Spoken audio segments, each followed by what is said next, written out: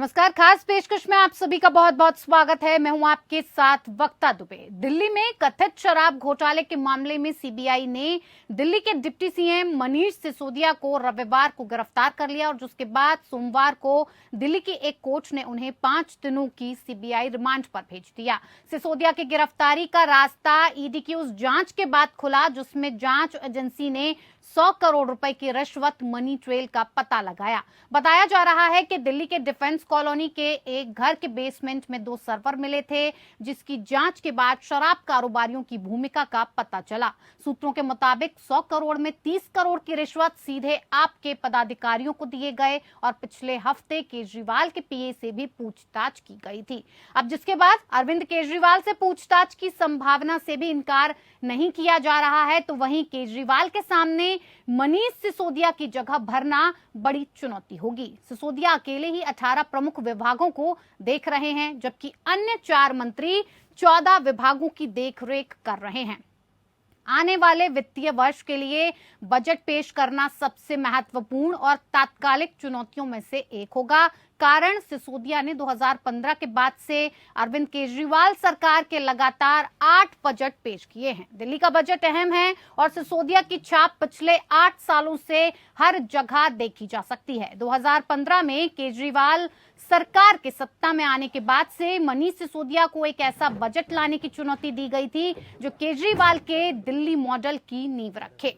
सिसोदिया ने किया भी ऐसा ही। उन्होंने एक ऐसा बजट पेश किया जो शिक्षा और स्वास्थ्य क्षेत्रों पर केंद्रित था। सिसोदिया ने इन दोनों विभागों को ऐतिहासिक बजट देने के अलावा फ्री सेवाएं देने के लिए भी अलग से प्रबंध किया। ऐसे में मनीष सिसोदिया की गैर मौजूदगी में इन विभागों के कामकाज की देखरेख का जिम्मा केजरीवाल के लिए एक बड़ी चुनौती होगी। हालांकि पूरी संभावना है कि उन्हें सत्येंद्र जैन की तरह मंत्री पद से नहीं हटाया जाएगा। वहीं सीएम अरविंद केजरीवाल के लिए अपने बचे 4 मंत्रियों में से 18 विभागों का फिर से आवंटन करना भी काफी चुनौती भरा होगा। सेहत के मद्देनजर गोपाल राय को कई विभागों की जिम्मेदारी नहीं दी जा सकती, खासकर उन विभागों की जिनमें यात्रा और भागदौड़ की आवश्यकता होती है। शराब घोटाले में दिल्ली के उप मुख्यमंत्री मनीष सिसोदिया की गिरफ्तारी के बाद अब जांच की आंच दूर दूर तक पहुंचने वाली है। ऐसे में ये अंदाजा भी लगाया जा सकता है कि जब मुख्यमंत्री केजरीवाल के पीए के साथ पूछताछ हुई है तो जाहिर सी बात है अब आगे की पूछताछ में अरविंद केजरीवाल को भी बुलाया जा सकता है। ऐसे में अब दिल्ली सरकार के लिए मुश्किलें काफी बढ़ती हुई नजर आ रही हैं। तो इसी खास पेशकश में हमारे साथ खास मेहमान जुड़ चुके हैं। आपसे उनका परिचय करवा देती हूँ। मनोज पंडित, नेता बीजेपी, हमारे साथ जुड़ चुके हैं। बहुत बहुत स्वागत है सर आपका। रत्नेश मिश्रा, प्रवक्ता कांग्रेस, हमारे साथ जुड़े हुए हैं। आपका भी बहुत स्वागत है। संजीव निगम, प्रवक्ता, आप हमारे साथ जुड़े हुए हैं। आपका भी बहुत स्वागत है सर। और डॉक्टर प्रदीप शर्मा, वरिष्ठ अधिवक्ता, सुप्रीम कोर्ट से भी हमारे साथ जुड़े हुए हैं। सर, आपका भी बहुत बहुत स्वागत है। इस चर्चा को शुरू करने से पहले सर मैं आपके पास आना चाहूंगी, प्रदीप शर्मा जी, और आपसे ये जानना चाहूंगी कि आखिर आईपीसी की धारा 120B, 477A और धारा 7 के तहत सीबीआई ने डिप्टी सीएम सिसोदिया को आरोपी बनाया है। तो अब इन धाराओं के लगने से सिसोदिया की जो मुश्किलें हैं वो अब कितनी आगे तक जाएंगी और इन धाराओं के तहत क्या प्रावधान है, क्या सजा हो सकती है, क्या कुछ लीगल एक्शन हो सकते हैं? वक्ता जी, सबसे ज्यादा पहले बात तो ये है कि जो 120B है, जिसको कि हम कॉन्स्पिरेसी बोलते हैं, कि आप एक पार्ट ऑफ कॉन्स्पिरेसी है। हाँ जी। 120 एक ऐसी धारा है जिसकी अपनी कोई सजा डिफाइंड नहीं है कानून के अंदर। मतलब कि इसमें जैसे और दूसरे केसेस के अंदर हमारे पास है कि अगर आपने ये किया, चोरी की, डाका डाला, मर्डर किया, तो आपको ये सजा मिलेगी। ठीक है। 120 एक ऐसा प्रावधान है हमारे लॉ में जिसका जो वो मतलब पानी की तरह जिस रंग में डालोगे वो उस रंग को अडॉप्ट कर लेगा। कहने का मतलब ये है कि अगर जो सजा 447 में होगी, 120 अगर उसमें एक्यूज्ड ये ना भी हो, इनका अगर 120B में भी आ गया तो जो सजा 447 के एक्यूज को मिलेगी वही सजा किसी भी आदमी जो 120B का एक्यूज है और कन्विक्ट होने पर उसको भी वही सजा मिलती है। दूसरी बात ये है मेरा जो मानना है कि आपने अभी एक इशू रेज किया कि सरकार पे इसका अल्टीमेटली इम्पैक्ट क्या होगा। हाँ। मेरे विचार से देखिए, अभी बहुत शुरुआती स्टेज है जी। अभी ये कहना कि कौन, अभी तक जितने भी अभी वो एक्यूज्ड हैं। हाँ। एक्यूज का मतलब ये है कि प्रेमा फसाई जब एफआईआर लॉन्च हो जाती है तो उसका मतलब ये होता है कि प्रेमा फसाई एक केस इनके खिलाफ बनता है। लेकिन एफआईआर या कोई भी पुलिस करे या कोई इन्वेस्टिगेटिंग एजेंसी करे, वो एक फाइनल अथॉरिटी नहीं है। वो फाइनल ये बात तो एफआईआर का होना ये बात सिर्फ नहीं करता कि वो आदमी वाकई ही आरोपी है जी। इसके लिए हमारा जो कोर्ट है, जो हमारा लॉ है, हमारा जो सिस्टम है वो एविडेंस बेस्ड सिस्टम है। जो एविडेंस बाद में जब अभी इस पे इन्वेस्टिगेशन होगी, इन्वेस्टिगेशन के अंदर इन्वेस्टिगेटिंग एजेंसी अपने सबूत जुटाएंगे, कुछ विटनेसेस होंगे जिनको वो कोर्ट के सामने अपनी विटनेस देंगे। ठीक है सर, तो आपका कहना है कि आगे जब कार्रवाई बढ़ेगी, सीबीआई जांच करेगी, उसके बाद ये तय हो सकेगा कि आखिर इन धाराओं के तहत मनीष सिसोदिया की दिक्कत कितनी आगे बढ़ी हुई है। जी, पर्सनली अगर माने तो यही है। जी बिल्कुल, क्योंकि अभी इस स्टेज के ऊपर ये कहना कि वो तो कोर्ट जब डिसाइड करेगा। क्योंकि आप ये देखिए, जैसे कल का भी अगर हम उदाहरण दें, हाँ। तो पुलिस ने जब अगर 5 दिन का रिमांड पुलिस कस्टडी मांगी थी इनकी सीबीआई ने, तो उनको भी अल्टीमेटली कोर्ट के सामने अपने तथ्य रखने पड़े। जी तथ्य ठीक है, प्रदीप जी आपके पास मैं वापस लौटूंगी। संजीव जी, जिस हिसाब से सिसोदिया को 5 दिन की रिमांड दी गई है, सीबीआई लगातार तथ्यों और सबूतों के आधार पर बात कर रही है, ऐसे में अब ये जांच आपके मुख्यमंत्री तक भी पहुंचती हुई दिखाई दे रही है, लेकिन आपके जो आरोप हैं वो उल्टा आप बीजेपी के ऊपर लगा रहे हैं। ऐसे में ये कहानी कहां तक जाएगी, आपसे समझना चाहेंगे। मैं अभी प्रदीप शर्मा जी को सुन रहा था, बहुत अच्छे तरीके से तर्कपूर्वक इन्होंने बात रखी। हाँ। बिल्कुल अनबायस्ड होते हुए। ठीक है, तो ये बात सही है कि अभी किसी प्रकार का ये है, आप हमारे काम को आम आदमी पार्टी की सरकार के जो कार्य है, जो कर रही है, उसको आप डीरेल करने का प्रयास कर रहे हैं। ठीक है, वित्त मंत्री भी है दिल्ली सरकार के मनीष सिसोदिया जी, बजट भी पेश करना है। पहले इनको बुलाया था पिछले हफ्ते, तो उनको मोहलत दे दी, ठीक है आप अपना बजट तैयार कर लीजिए, और अभी बजट पेश करने की बारी आई। तो कहीं न कहीं इसके पीछे जो मूल उद्देश्य है, ये आप हमारे कामों को, हमारी सरकार को डिरेल करने का प्रयास है। क्योंकि ये जो शराब नीति पूरी की पूरी जो आप लोग चर्चा कर रही है, हाँ। ये शराब नीति जो बनाई गई, जो भी है इसमें पॉलिसी अडॉप्ट की गई, तो ये एलजी महोदय के पास गई। तो पहली बार एलजी महोदय के पास गए तो एलजी महोदय ने कुछ ऑब्जेक्शंस लगाए और कहा इसको जो है आप थोड़ा रीडिस्कस करके लाइए। और जब रीडिस्कस किया कैबिनेट में, तो कैबिनेट में जाने को वापस इन्होंने अप्रूव कर दिया। तो सवाल ये है, हम जो कुछ भी डिस्कस करते हैं उसको एलजी अप्रूव करते हैं। हाँ। एलजी अप्रूव्ड है, जिसे लेकिन संजीव जी, आज आप एलजी की बात कर रहे हैं, जब एलजी किसी भी मुद्दे में बार बार मैं वही बात कह रहा हूँ मैडम, मेरी बात तो सुने। हाँ। हमारे कोई भी कार्य को एलजी फौरन इस पर बैरियर लगाते हैं। अगर इसमें कोई दिक्कत होती, कोई परेशानी होती तो एलजी ने लगाया होता। इसका मतलब कोई दिक्कत नहीं थी, कोई परेशानी नहीं थी। ये जानबूझ करके उलझाने का प्रयास किया जा रहा है। जिस प्रकार से आम आदमी पार्टी का कद निरंतर राष्ट्रीय स्तर पर बढ़ रहा है और इसमें कुछ नहीं है। तो सर, जब इसमें कोई दिक्कत नहीं थी, बड़ा सवाल संजीव जी, जब इसमें कोई दिक्कत ही नहीं थी तो आपको फिर यू टर्न क्यों लेना पड़ा? आप वैसे भी एलजी से बात करते हैं, उनसे अपनी राय मशवरा करते हैं, तो इस मामले में भी आपको करना चाहिए था। मैडम आपने बहुत अच्छा प्रश्न किया। हाँ। मैं अप्रिशिएट करता हूँ। अभी दूर मत जाइए, केंद्र सरकार ने किसानों के प्रति एक जो है कानून बनाया था और करीबन जो है 700 से ज्यादा किसान जो है दिल्ली बॉर्डर पर वो शहीद हो गए। अब किसानों, प्रधानमंत्री महोदय ने उस कानून को वापस ले लिया, बोला हम समझा नहीं पाए। तो वही बिल्कुल सेम जो आप मुझसे कह रहे हैं कि वापस क्यों लिया गया। अरे ठीक है, बहुत सी चीजें ऐसी होती है, समय के अनुसार आपने कानून वापस लिया, हमने उसमें कुछ रद्दोबदल करके हमने फिर उसमें कुछ, जो जनता को कहीं से कोई दिक्कत कर रहा है तो उसमें ठीक है, आपको लगा कि दिक्कत कर रहा है इसलिए आपने वापस ले लिया, आपके शब्दों में। लेकिन सीबीआई को ये दिक्कत नहीं कर रहा है, सीबीआई तथ्यों के हिसाब से बात कर रही है। दिनेश अरोड़ा, आपको बता दें कि जो आपके डिप्टी सीएम हैं, उन्हीं के जो करीबी हैं, अब वो सरकारी गवाह बनकर उनके साथ, उनका गवाह बनके उन्हीं की मुश्किलों को बढ़ा रहे हैं। अरे भाई, ये मैं आपको बता रहा हूँ मैडम, ये दिल्ली सरकार जो है, सारे के सारे जो ऑफिसर्स हैं, हाँ। उनको धमकाया जा रहा है एलजी के माध्यम से कि अच्छा। आप अपने विवेक से काम नहीं करते। फाइलें होगी दिल्ली सरकार, दिल्ली के जो मुख्यमंत्री है, दिल्ली के मंत्री, उनसे पूछना चाहिए, वो वहाँ से उनको धमकाते हैं। जी ठीक है मनोज जी ये कोई तरीका है काम करने का? आप धमकाने का काम करते हैं, आप मेरे मित्र की बातों पे बड़ी हंसी आ रही है। हाँ। कि आज इन्हें धमकाना लग रहा है और सारी चीजें लग रही हैं। वो दिन कहाँ था जब ये मुख्यमंत्री बनने की बात कर रहे थे केजरीवाल जी, और शीला दीक्षित जी को नैतिकता के आधार पर इस्तीफा मांगने की बात करते थे, नितिन गडकरी जी से नैतिकता के आधार पर इस्तीफा मांगने की बात करते थे। आज वो नैतिकता कहाँ गई? आज नैतिकता, अब वो नैतिकता की बात जो दूसरों को लिए पाठ पढ़ाई जाती थी, अब वो नैतिकता क्या केजरीवाल जी में नहीं है या आम आदमी पार्टी में नहीं है? अरे भाई आप बताइए, एक मंत्री 8 महीने से जेल में है, उससे इस्तीफा नहीं लिया गया। कोई सरकारी अधिकारी 24 घंटे जेल में होता है तो उसको सस्पेंड हटा दिया जाता है। तो ये कैसा सिस्टम है, ये समझ नहीं आ रहा है।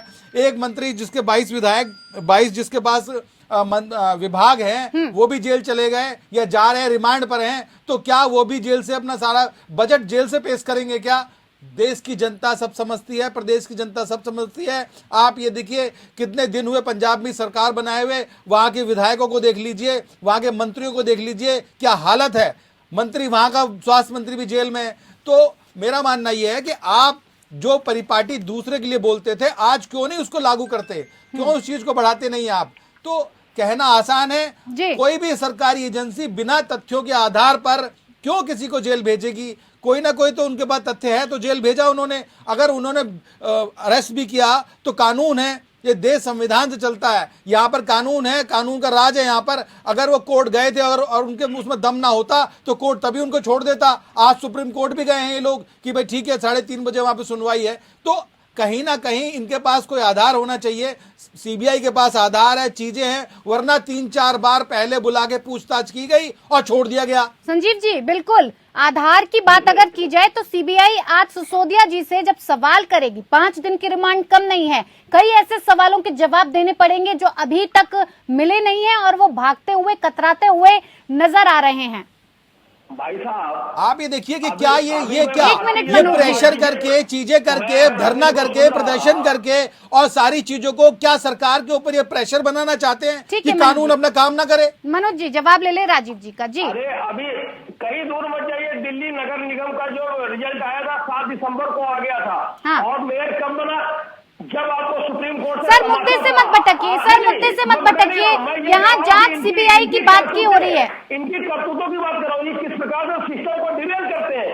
जब सिस्टम को डिरेल करोगे और शक्तियों का बेजा इस्तेमाल करोगे भाई साहब, ठीक है, अब सिस्टम के तहत ही काम हो रहा है। सीबीआई जांच हो रही है, सीबीआई अपने सवालों का जवाब चाहती है, वो जवाब कैसे मिलेंगे संजीव जी? आप अपनी शक्तियों का, जो जनता ने शक्ति दी है केंद्र सरकार को, आप सरकार चलाइए, आप उसका बेजा इस्तेमाल कर रहे हैं। यही अमित शाह जी है, गुजरात में जब सीबीआई ने इनको गिरफ्तार किया था तब इनको गुजरात बदल होना पड़ा था और कहा था ये सीबीआई। ठीक है रत्नेश जी, और आज आप सीबीआई का, आपके पास आ गई सीबीआई, तो आज आप यही काम कर रहे हो। ठीक है रत्नेश जी, बोली नहीं है जनता। सिसोदिया के मामले में वैसे तो जब बात होती है विपक्षी एकता की तो विपक्षी एकता कहीं नजर नहीं आती है, लेकिन इस मामले में पूरी तरह से विपक्ष एकजुट साथ होकर नजर आ रहा है कि हम इसका समर्थन करते हैं। बीजेपी सरकार परेशान करने की कोशिश कर रही है। लेकिन एक बात बताइए, जब आपने भारत जोड़ो यात्रा की, आपने इन्हें निमंत्रण दिया आने के लिए, ये तो नहीं पहुंचे, और आज आप विपक्षी एकता की बात कर रहे हैं। ये पूरा मुद्दा कहीं आपको 2024 के लिए तो नहीं चाहिए था? देखिए वक्ता जी, पहली बात तो ये कि कांग्रेस की जो भारत जोड़ो यात्रा थी वो एक नॉन पॉलिटिकल यात्रा थी। उसमें सभी को हमने एक साथ आने के लिए कहा था। जो आए उनका भी धन्यवाद, जो नहीं आए उनका भी धन्यवाद।